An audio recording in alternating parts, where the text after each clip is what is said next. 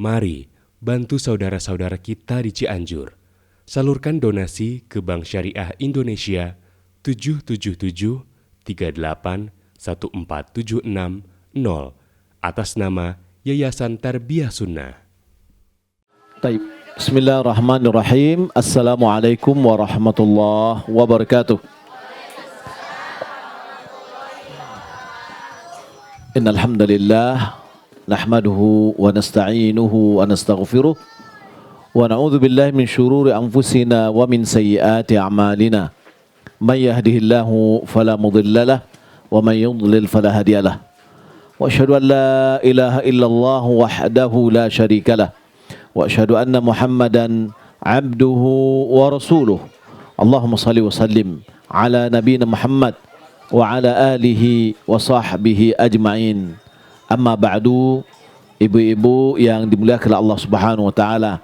Alhamdulillah, segala puji bagi Allah Subhanahu wa taala yang senantiasa mencurahkan nikmat dan karunia-Nya kepada kita.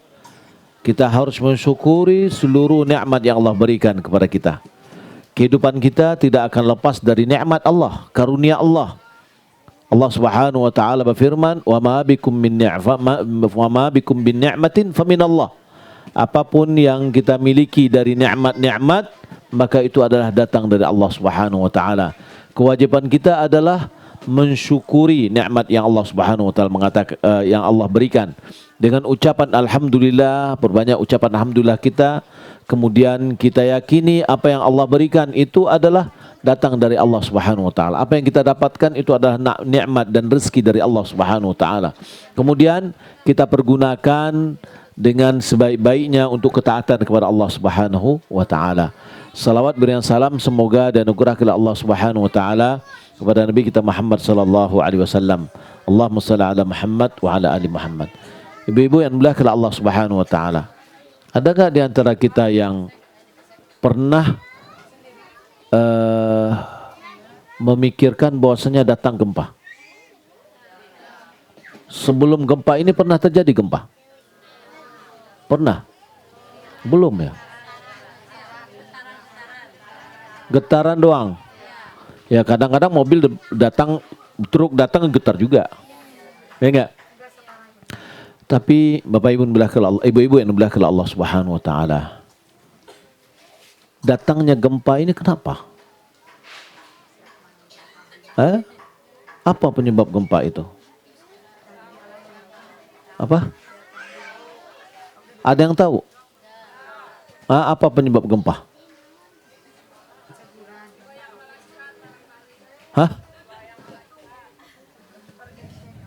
Pergesekan.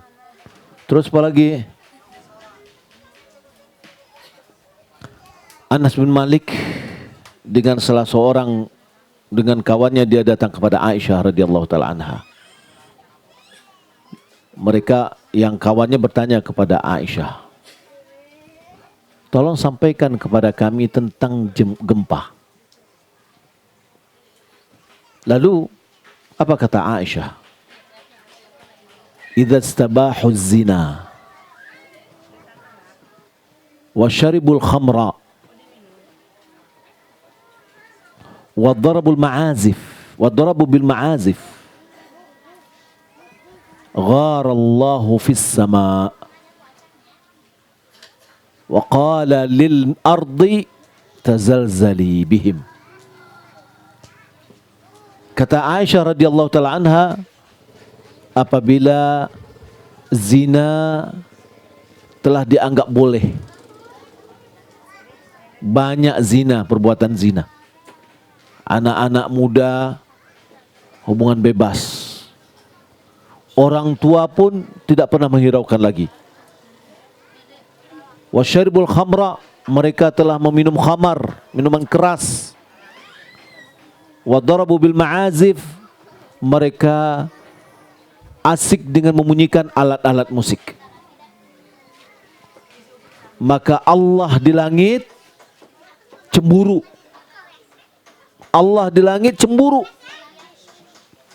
Lalu Allah mengatakan kepada bumi, goncanglah. Jadi apa penyebab goncang? Apa penyebab gempa? Adalah maksiat kepada Allah. Dan ini adalah teguran. Ya, ini adalah teguran kepada orang-orang mukmin. Ibu-ibu dimuliakan Allah Subhanahu wa taala. Di antara kita ada rumahnya roboh. Habis.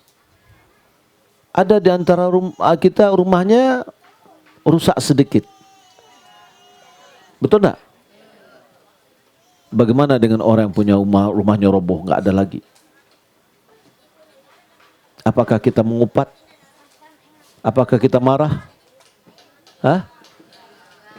Nabi SAW mengatakan, Inna idhamal jaza ma'idhamil bala. Besarnya pahala sesuai dengan besarnya ujian. Ya. Orang ketika dia berbuat bisnis, berbuat usaha, modalnya besar, kemungkinan ruginya besar nggak? Besar. Tapi untungnya besar. Tapi ada orang nggak mau rugi, modalnya kecil-kecil aja, untungnya banyak. Enggak, untungnya sedikit. Maka orang yang diantara kita ini diuji oleh Allah Subhanahu wa taala dengan ujian yang berat. Rumahnya roboh semua. Harta bendanya hilang habis. Ingat, disinilah pahala yang besar yang akan Allah berikan. Ya. Yang dapat rumahnya hanya rusak sedikit, jangan berharap ya Allah hancurkan aja rumah saya. Jangan. Alhamdulillah. Ya. Tapi kita yang diberikan ujian oleh Allah yang berat, disitulah pahala yang besar. Innallaha idza habba qaumin ibtalahum. Allah apabila mencintai satu kaum, Allah uji. Berarti sekarang ini Allah sayang kepada kita. Loh kok sayang diuji? Ya, itu tanda sayang. Coba kita lihat. Kalau seandainya ada sekelompok anak-anak datang jalan, yang sekolah SD deh. Lalu kita punya perhatian kepada satunya. Ada yang cakep, kayaknya pintar anak ini. Kita panggil, nak sini nak. Namanya siapa? Oh si fulan. Sudah hafal Al-Quran. Udah beberapa surat. Coba dibaca. Itu ujian enggak? Ujian enggak? Yang lain dibiarin aja lewat. Kenapa kita uji? Kenapa kita tanya? Karena kita punya perhatian ke dia. Kepada yang lainnya kita tidak punya perhatian. Maka Allah Subhanahu wa taala memberikan perhatian kepada kita. Allah uji karena Allah sayang. Mengingatkan kita, mungkin kita sudah lalai, kita lupa kepada Allah. Allah Subhanahu wa taala uji kita. Tujuan ujian ini apa? Di antaranya adalah menghapus dosa. Mungkin kita banyak dosa, maka Allah uji kita supaya Allah menghapus dosa kita. Nabi SAW mengatakan, la yazalu al-bala bil mu'min. Senantiasa ujian itu ada pada orang mukmin. Fi nafsihi wa malihi wa waladihi. Di dirinya, di hartanya, di anaknya, hatta yamshi 'alal ard wa laysa 'alaihi khati'ah. Sampai dia berjalan di atas permukaan bumi tidak punya dosa lagi. Kenapa? Setiap ujian, cobaan, musibah, keletihan, kelelahan itu adalah menjadi penghapus dosa kita. Kalau dosa kita sudah dihapus, masih juga kita diuji, itu akan mengangkat derajat kita, menambah kemuliaan kita, menambah pahala kita. Orang yang paling berat ujiannya adalah para nabi. Apakah mereka punya dosa? Tidak. Loh, kenapa mereka diuji? Diberikan pahala, diberikan kedudukan yang tinggi di sisi Allah Subhanahu wa taala. Maka Bapak Ibu dimuliakan Allah Subhanahu wa taala, hikmah di antara ujian yang Allah berikan kepada kita adalah kita ketemu. Ya. Kita ketemu. Kenapa kita ketemu? Gara-gara gempa. Ya. Kawan-kawan kita yang datang nih, Masya Allah, ada posko ini, posko itu. itu menunjukkan adalah kepedulian kaum muslimin kepada kita. Berarti kita dalam keadaan diuji oleh Allah Subhanahu wa taala, ternyata kita tidak dibiarkan oleh Allah Subhanahu wa taala sendirian. Ya, banyak ini semua kaum muslimin yang datang dari Indonesia melakukan kegiatan. Kita dengan kawan-kawan yang mengaji sunnah, yang mengajak orang kepada kebaikan bersama-sama untuk melakukan kebaikan.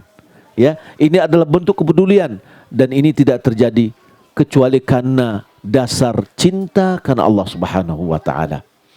Ibu-ibu yang dimuliakan Allah Subhanahu wa taala, kalau ini adalah ujian dan itulah penyebab dari kekurangan dan kesalahan kita, maka oleh karena itu pada saat ini kembali mulai kita memperbaiki diri. Mungkin kita jauh dari Allah, kita dekatkan diri kita kepada Allah. Mungkin kita kurang beribadah kepada Allah, kita tingkatkan ibadah kita kepada Allah Subhanahu wa taala. Kita tegakkan amar ma'ruf nahi munkar, mencegah dari kemungkaran, mengajak kepada kebaikan, harus kita hidupkan agar Allah Subhanahu wa taala memberikan keberkahan pada negeri kita ini. Allah Subhanahu wa taala mengatakan, "Walau anna ahlal qura amanu wattaqau la fatahna 'alaihim barakatin minas sama'i wal ard." Kalau seandainya orang yang penduduk negeri itu sudah beriman dan bertakwa kepada Allah, maka Allah akan bukakan pintu keberkahan dari langit dan bumi.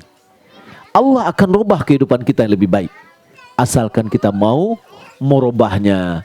Innallaha la yughayyiru ma biqaumin hatta yughayyiru ma bi anfusihim. Allah tidak akan merubah apa yang ada pada diri kita sampai kita yang ingin merubah apa yang ada pada diri kita sendiri. Kita jauh dari agama, kita perbaiki, kita dekatkan diri kita kepada Allah Subhanahu wa taala, kita tambah pengetahuan agama kita. Bapak Ibu dimuliakan Allah Subhanahu wa taala, saya datang dari Kota Padang, dari Ranah Minang. Ya. Kenapa datang ke sini? Karena cinta kepada ibu-ibu. Ya, cinta karena Allah Subhanahu wa taala, ingin melihat dan ada unsur kepedulian dan kaum muslimin semuanya melakukan yang demikian. Mudah-mudahan apa yang dilakukan oleh kawan-kawan semuanya melalui markas besar As-Sunnah, Allah Subhanahu wa taala berikan pahala kepada mereka yang berlipat ganda karena mereka telah meninggalkan anak istri mereka, telah meninggalkan pekerjaan mereka untuk bentuk memberikan kepedulian. Mereka itu tidak dikasih dana, tidak dikasih uang, tidak dikasih gaji untuk datang ke sini. Itu adalah inisiatif mereka sendiri, ya, sebagai bentuk kepedulian sesama kita. Ibu-ibu yang dimuliakan Allah Subhanahu wa taala, ini yang dapat saya sampaikan. Saya dapat informasi ibu-ibu sudah lama datang sini, tadi kami di daerah satu lagi, ya, dan mudah-mudahan pertemuan kita ini diberikan keberkahan oleh Allah Subhanahu wa taala. Mohon maaf atas segala kekurangan dan kesalahan. Sallallahu Muhammad wa ala alihi wa sahbihi ajma'in. Wassalamualaikum warahmatullahi wabarakatuh. Ada yang mau bertanya silahkan. Kalau yang bertanya dikasih hadiah, yang menjawab juga dikasih hadiah. Mau bertanya silahkan, bertanya tentang agama, ya, apa yang mungkin dalam kehidupan kita ada yang kita tidak ketahui dalam masalah urusan agama. Assalamualaikum warahmatullahi wabarakatuh. Assalamualaikum warahmatullahi wabarakatuh. Nama saya Ibu Aisyah. Mau tanya bagaimana dalam keadaan darurat wudhu cukup segelas itu gimana? Iya, siap. Ada air 1 gelas. Ini air 1 gelas nih Bu ya, Ya. kurang lebih. Saya akan praktekkan bagaimana cara berwudu 1 gelas. Ya. Ya. Pertama, kita berwudu harus anggota tubuh kita yang diwudukan itu harus mengalir airnya, Ya. bukan diusap. Kalau dia lengket di sini, itu mengusap, itu nggak boleh. Ya, ya. Kita berwudu adalah membasuh wajah kita, membasuh tangan kita sampai dengan siku, kemudian mengusap kepala kita dan membasuh kaki kita. Oke, ya. Nabi SAW membasuh anggota wudunya pernah sekali-sekali, pernah 2 kali, pernah 3 kali, pernah ada sebagian 2 kali, ada sebagian 3 kali. Ya, Jadi yang 3 kali itu hukumnya sunat. Ya. Yang sekali tapi sempurna itu wajib. Apa perbedaan membasuh dengan mengusap? Membasuh yaitu mengalirkan air. Yang kita tampung air di sini, kemudian kita bukan usapkan, kita alirkan. Alirkan. Ya, saya akan praktekkan. Ini air 1 gelas nih. Ya. Kita selama ini berwudu itu banyak tumpahnya Iya. ketimbang dari memakainya. Satu gayung kita tumpahin gini, prok. Yang kena hanya di wajah kita. Yang kebanyakannya 90% tertumpah. Nah, sekarang kita ambil aja misalkan ini apa? Ini apa namanya? Gayung misalkan ya. Kita masukkan tangan kita. Kita kalau membasuh tangan dulu, ini hukumnya sunat.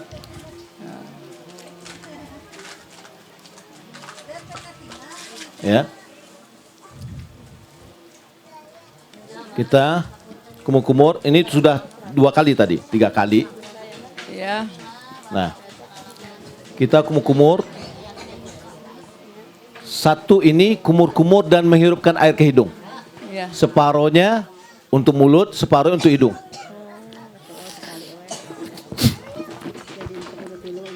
Oh iya. Jadi bukan, kita biasanya kan hidung mulut dulu, Iya, 3 kemudian kali. ini 3 kali hidung. Iya. Enggak. Jadi sekali ambil, separuhnya untuk mulut, separuhnya dihirupkan ke hidung. Iya, iya. Ya, bisa sekali, bisa 2 kali, bisa 3 kali. Nah, tadi saya sudah sekali,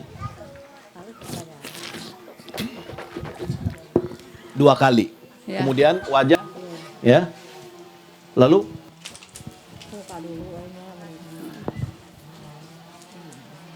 semuanya kena.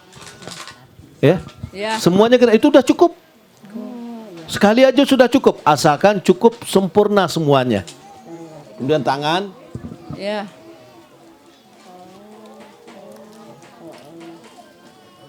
nih basah semua. Iya, iya. Ya, berbeda dengan melap. Melap ini nih basah ini yang kita usap. Nah, yang kiri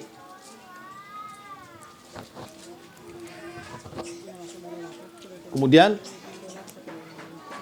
untuk kepala sedikit aja Iya. basah. Kemudian kaki.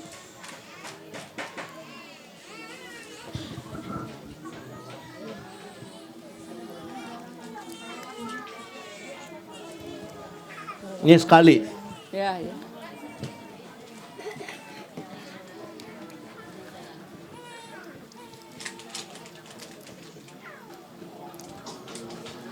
Sudah selesai, airnya masih ada.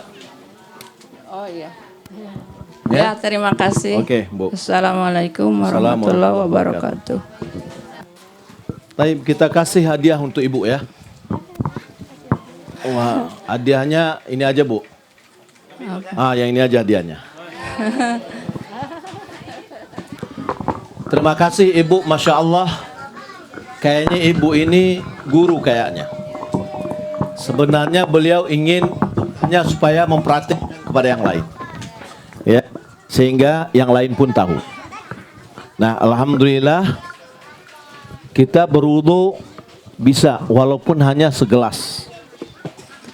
Maka dari awal kita mau berwudu, kita bisa memikirkan, memanage. Harus ada manajemennya juga. Wah, ini air segini, lalu kita berkumur-kumur, kemudian banyak 3 kali atau banyak membuang air, ya nggak cukup. Ya, dari awal, oh kalau kayak gini saya wudunya sekali-sekali aja, tapi sempurna. Oh, airnya lebih banyak. Wah, ini mungkin bisa 2 kali. Oh, botol yang satu lagi, ya, botol yang Rasulullah SAW, Bu, berwudu itu 1 mud. 1 mud itu sebenarnya bahasa mud itu ini. Tapi ukuran tangan kita kan berbeda-beda. Maka sebagian ulama mengatakan 1 mud itu adalah 0,75 liter. 3 gelas air. Ya. 3 gelas air itu 275 ya. Jadi 0,75. Itu adalah ukuran wudhunya Rasulullah. Ya. Terkadang Rasulullah berwudhu 2/3 air. 2/3 mud maksud saya. 2/3 mud berarti setengah liter. Itu wudhunya Rasulullah. Mandinya yakni satu sa' ila khamsati amdad. Satu sa' itu 4 mud sampai 5 mud, berarti kurang lebih 3,75 liter. Ya. Jadi mandinya Rasulullah itu 3 liter sampai 3,75.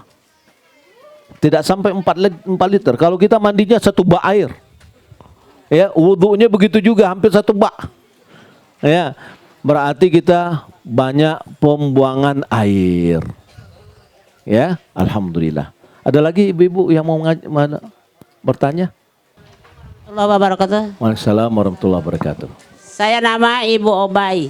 Bu Ubay, Masya Allah. Mau bertanya kalau kan airnya di sawah nggak ada kemarin ya. Jadi bisa nggak tayamum? Tayamum. Ya bisa nggak? Boleh.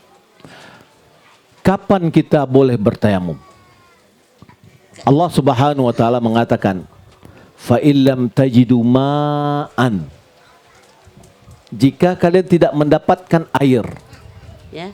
fatayammamu sa'idan thayyiba. Ya, Ya. maka bertayamumlah dengan tanah yang baik. Ya. Nah, ukuran tidak dapat itu bagaimana? Contoh misalkan, kita hanya punya air ini. Kalau kita berwudu dengan ini kita mati kehausan. Ya. Berarti kita nggak dapat air lagi yang lain. Tapi kita, ada air sawah. Sudah kita berwudu dengan air sawah. Ya. Ya, karena itu adalah air mutlak, walaupun sedikit aromanya atau rasanya payau-payau. Ya bau gitu. Bau, Ya. ya, itu adalah air asli. Maka kita berwudu dengan air itu, nggak boleh dengan bertayamum. Kalau bau juga boleh, jangan tayamum. Gitu. Jangan tayamum. Kenapa? Karena memang masih ada air. Ya. Karena kalau air ada, tayamum kita walaupun 100 kali kita bertayamum tidak sah. Tidak sah. Karena ada Air. Nah, air sawah pun boleh berwudu, asalkan jangan dengan lumpur. Ya. Ya, dengan lumpur nggak boleh. Ya, dengan air. Walaupun dia agak bau tanah kan? Ya. Karena itulah keasliannya. Iya Pak kan kolamnya dikit kecil kan. Cuci piring, cuci apa di sana. Oh, jangan. Iya. Kalau gitu nanti kepedasan matanya nanti. Jadi kan bau Ya. rasanya juga beda kan. Ya, kalau seandainya airnya seperti tadi, air habis kita mencuci piring dan yang lainnya jangan dipakai itu. Berarti itu sudah air yang bercampur dengan yang lain. Ya, gitu. Tapi kalau seandainya misalkan sawah yang sedang tergenang airnya, maka itu boleh dipakai. Ya. Atau air sungai, ya boleh dipakai. Ya, walaupun mungkin keruh airnya tidak ada masalah. Itu bisa kita pakai untuk berwudu. Ya. Nah, kalau seandainya sama sekali tidak ada air, boleh kita bertayamum. Karena Allah mengatakan jika kalian tidak mendapatkan air sama sekali, Ya. maka bertayamumlah. Gitu Bu. Ya, makasih. Iya Bu, silakan. Assalamualaikum warahmatullahi wabarakatuh. Assalamualaikum warahmatullahi wabarakatuh. Karena Ibu bertanya, saya yang menjawab, saya kasih hadiah. Ya, silakan Bu. Assalamualaikum warahmatullahi wabarakatuh. Waalaikumsalam warahmatullahi wabarakatuh.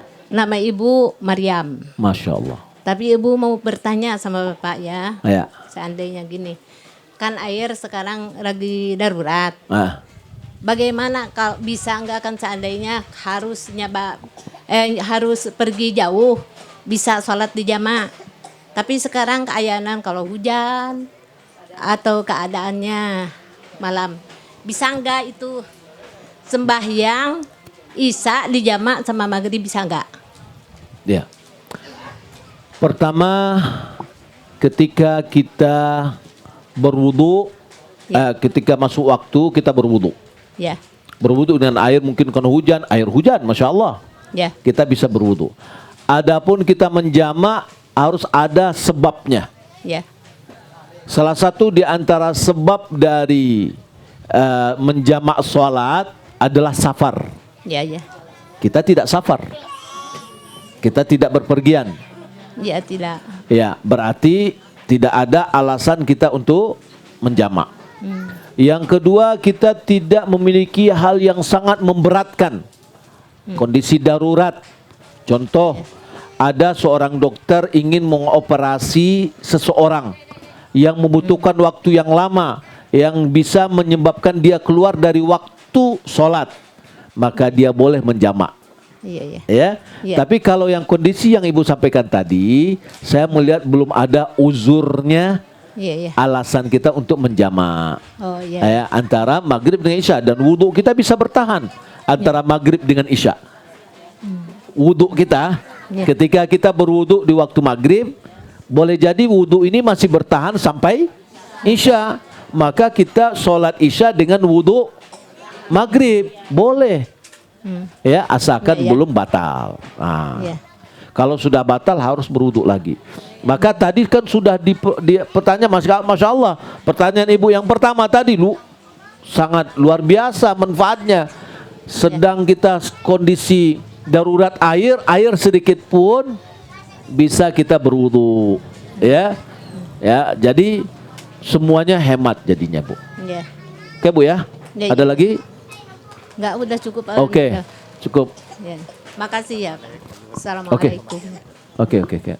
Pak, kasih hadiah. Taib, kita cukupkan sampai di sini. Semoga bermanfaat. Semoga Allah Subhanahu wa taala berikan pahala kepada ibu-ibu semua yang diberi ujian dan cobaan. Semoga Allah Subhanahu wa taala mengganti harta kita dengan yang lebih baik oleh Allah Subhanahu wa taala. Dengan catatan kita kembali mendekatkan diri kepada Allah, menegakkan tauhid, ya, mengibarati Allah semata, jangan mempersekutukannya sama sekali, ya. Kemudian kita beribadah sesuai yang diajarkan oleh Rasulullah SAW. Allahumma arinal haqqa haqqan warzuqna tiba'ah wa arinal batila batilan warzuqna istinabah. Demikian, wassalamualaikum warahmatullahi wabarakatuh.